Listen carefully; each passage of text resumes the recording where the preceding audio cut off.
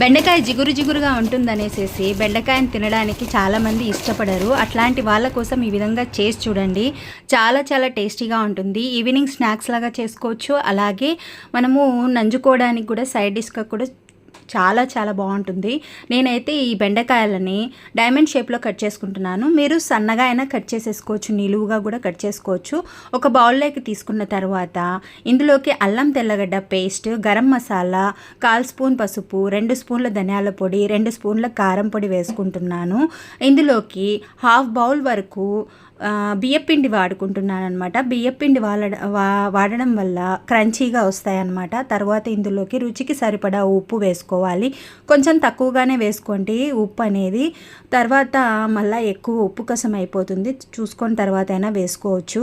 వేగిన తర్వాత మరీ ఎక్కువ అవుతుంది. తర్వాత శనగపిండి 1 కప్పు వరకు వేసుకున్నాను. 1/2 కప్పు వరకు బియ్యపిండి, 1 కప్పు శనగపిండి వేసేసుకొని ఓసారి ఈ మసాలాలన్నీ బాగా పట్టేటట్లుగా బెండకాయ ముక్కలకు బాగా పట్టించిన తర్వాత కొద్దిగా వాటర్ వేసుకుంటూ వీటిల్ని బాగా కలుపుకోవాలి. నేను చూపించిన కన్సిస్టెన్సీ వచ్చేంత వరకు వీటిల్ని కలుపుకుంటే సరిపోతుందండి. చాలా చాలా బాగుంటుంది. టీ టైంలో సైడ్గా పెట్టుకొని టీ తాగుతూ కాస్త తింటూ కూడా తినొచ్చు అనమాట. హెల్దీ కూడా కాబట్టి ఒకసారి మీరు తప్పకుండా ట్రై చేయండి. ఎలా కుదిరిందో నాకు కమెంట్ చేయండి. మీరు చేసుకున్న తర్వాత మీకు తెలియని వాళ్ళ కోసం ఈ వీడియోని అయితే షేర్ చేయండి, ఓకేనా. నేను లాస్ట్గా కొంచెం వేసుకొని నీళ్లు కొంచెంగా వేసుకుంటూ ఈ విధంగా కలుపుకున్నాను. తర్వాత స్టవ్ మీద అయితే బాండి పెట్టేసేసుకొని ఆయిల్ వేసేసుకొని హీట్ అయిన తర్వాత వీటిల్ని మనము బోండాల్లాగా వేసుకోవాలి. ఆనియన్ పకోడా వేసుకుంటాం కదా, ఆ విధంగా మనం వేసుకొని కాస్త టైం అయితే తీసుకుంటుంది. వెంటనే తీసేయకండి, కదలపకండి. కదిల్చారంటే ఆ ముక్కకు పట్టుకోకుండా విడిగిపోతుందన్నమాట మసాలా అంతా.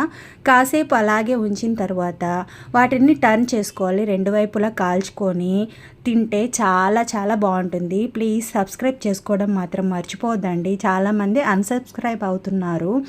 నా ఛానల్లో వ్లాగ్స్ కూడా ఉన్నాయి. వ్లాగ్స్ పెట్టడానికి ట్రై చేస్తున్నాను కానీ ఎక్కువ రీచ్ రావడం లేదు. అందుకోసమని చాలా మటుకు తగ్గిస్తున్నాను వ్లాగ్స్ చేయడానికి.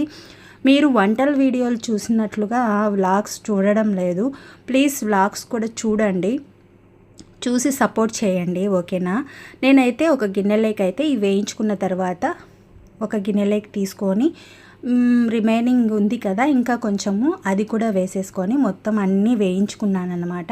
చాలా చాలా బాగున్నాయి. మీకు ఫస్ట్ వీడియోలో చూపించినట్లు బాగా కరకరలాడుతూ చాలా బాగుంటాయి అనమాట. తప్పకుండా ట్రై చేయండి, ఓకేనా. Thanks for watching.